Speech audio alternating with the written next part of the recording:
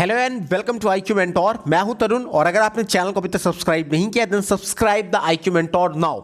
सो guys, आज है 14 अक्टूबर 2021 और 14 अक्टूबर से आपके जितने भी इंपॉर्टेंट करंट अफेयर के क्वेश्चन बन सकते हैं उन सभी को आज के सेशन में हम लोग डिस्कस करने वाले हैं।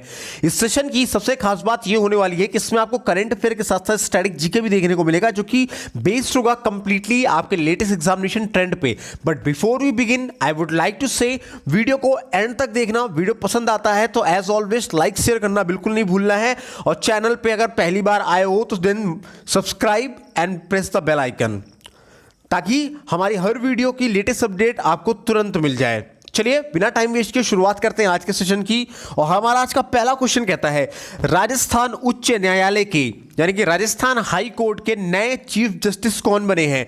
तो राजस्थान उच्च न्यायालय के नए चीफ जस्टिस ए कुरैशी बने हैं। कौन? ए कुरैशी बने हैं।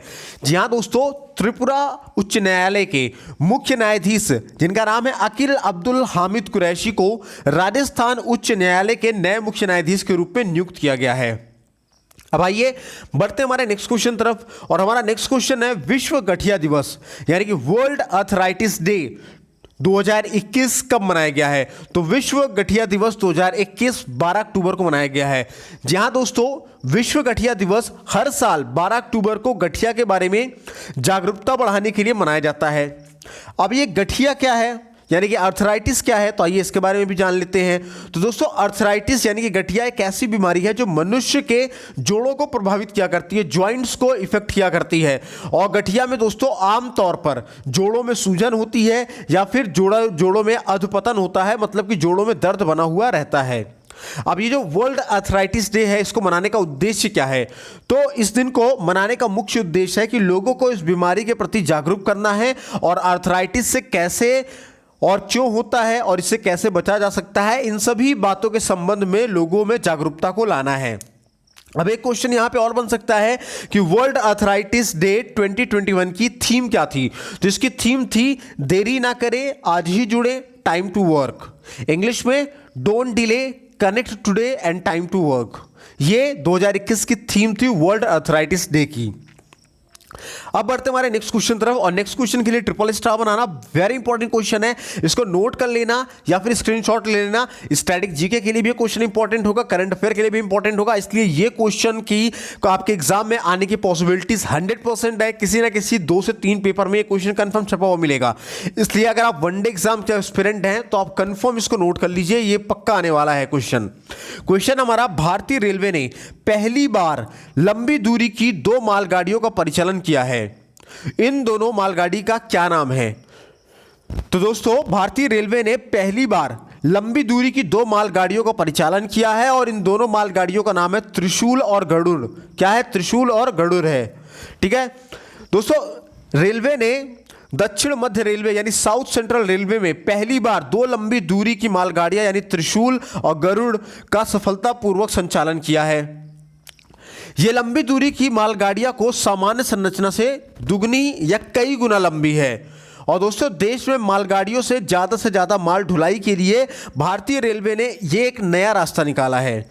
और रेलवे ने दक्षिण मध्य रेलवे में पहली बार 2 लंबी दूरी की मालगाड़ियों का यानी त्रिशूल और गरुड़ का सफलतापूर्वक संचालन किया है। अब चलिए थोड़ा सा रेलवेज के बारे में जान लेते हैं, जहां से आपके कई बार क्वेश्चन बने हैं, तो इन सभी क्वेश्चंस को भी आप लोग प्रॉपर तरीके से जान लें। पहला है कि इंडियन रेलवेज की स्थापना कब हुई थी? तो इंडियन रेलवेज की स्थापना दोस्तों 16 अप्रैल 1853 को हुई थी। इंडियन रेलवेज का मुख्यालय कहाँ है? तो इसका मुख्यालय नई दिल्ली में है। और एग्जाम में यह भी पूछा जा सकता है कि वर्तमान में रेल मंत्री कौन है? तो वर्तमान में रेल मंत्री अश्विनी वैष्णव हैं। इसके अलावा दोस्तों, वर्तमान में रेलवे बोर्ड के अध्यक्ष और CEO कौन है? तो उनका नाम है सुनीत शर्मा। क्या नाम है? सुनीत शर्मा नाम है। और रेलवे पुलिस फोर्स सर्विसेज में यानी कि RPF में जो महानिदेशक है वो कौन है? तो महानिदेशक का नाम है अरुण कुमार। एक क्वेश्चन और आपका बनता है स्टैटिक जीके के तौर पे कि स्वतंत्र भारत के पहले रेल मंत्री कौन थे? तो स्वतंत्र भारत के पहले रेल मंत्री का नाम था जॉन मथाई। क्या था? जॉन मथाई। एक क्वेश्चन यहां पे और बनता है कि पहली बार रेलवे या ट्रेन कहां से कहां तक चलाई गई थी?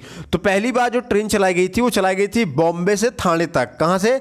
बॉम्बे से थाने तक चलाई गई थी पहली बार रेलवे।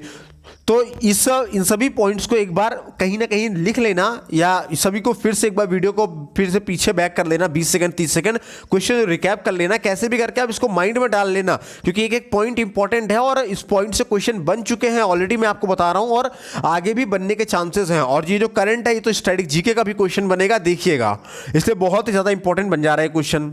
अब नेक्स्ट क्वेश्चन हमारा, 12 अक्टूबर 2021 को राष्ट्रीय मानवाधिकार आयोग ने अपना कौन सा स्थापना दिवस मनाया? तो 12 अक्टूबर 2021 को राष्ट्रीय मानवाधिकार आयोग यानी कि नेशनल ह्यूमन राइट कमीशन यानी कि एनएचआरसी ने अपना 28वां स्थापना दिवस मनाया है। जी हां दोस्तों, एनएचआरसी की स्थापना मानवाधिकार संरक्षण अधिनियम 1953 के तहत 12 अक्टूबर 1953 को मानवाधिकारों के प्रचार और संरक्षण के लिए की गई थी। अब बात करें इस एनएचआरसी की, तो इसका फुल फॉर्म आप जान ही चुके हैं, national human right commission, Hindi में राष्ट्रीय मानवाधिकार आयोग। इसकी स्थापना कब हुई थी? तो इसकी स्थापना इंपॉर्टेंट है, इसकी स्थापना लिख लेना, 12 अक्टूबर 1953 को हुई थी। और इसका मुख्यालय भी इंपॉर्टेंट है, पूछा जाता है एग्जाम में, तो इसका मुख्यालय एनएचआरसी की नई दिल्ली में है, यानी राष्ट्रीय मानवाधिकार आयोग का मुख्यालय नई दिल्ली में है। वर्तमान में राष्ट्रीय मानवाधिकार आयोग के अध्यक्ष कौन है? तो उनका नाम है अरुण कुमार मिश्रा। और ये जो राष्ट्रीय मानवाधिकार आयोग है यानी कि नेशनल ह्यूमन राइट कमीशन है, इसका मोटिव क्या है, इसका मोटो क्या है? इसका मोटो है सर्वे भवन्तु सुखिना। क्या है? सर्वे भवन्तु सुखिना, जिसका मतलब होता है मे ऑल बी हैप्पी, सभी लोग खुश रहें, प्रसन्न रहें। अब हमारा नेक्स्ट क्वेश्चन है, विश्व कुश्ती चैंपियनशिप 2021 में सरिता मोर ने कौन सा पदक जीता है? बहुत इंपॉर्टेंट क्वेश्चन है, डबल स्टार बनाना इसके लिए। विश्व कुश्ती चैंपियनशिप 2021 में सरिता मोर ने कौन सा पदक जीता है? तो कांस्य पदक जीता है। ठीक है, जी हाँ दोस्तों, सरिता मोर ने विश्व कुश्ती चैंपियनशिप में 59 किलोग्राम में कांस्य पदक जीतकर अपना पहला पदक जीता है। और विश्व कुश्ती चैंपियनशिप का आयोजन 2 से 10 अक्टूबर 2021 के बीच किया गया था। और दोस्तों इस खेल का आयोजन नॉर्वे की राजधानी ओस्लो में हुआ था। कहां पे हुआ था? नॉर्वे की राजधानी ओस्लो में हुआ था। ये भी क्वेश्चन के लिए आप ट्रिपल स्टार बनाना, इस क्वेश्चन के लिए। नेक्स्ट क्वेश्चन है हमारा, ट्रिपल स्टार बनाना, बहुत इंपॉर्टेंट क्वेश्चन है। पीएम गति शक्ति योजना, पीएम गति शक्ति योजना का शुभारंभ किसने किया है? तो पीएम गति शक्ति योजना का शुभारंभ भारत के प्रधानमंत्री नरेंद्र मोदी ने किया है।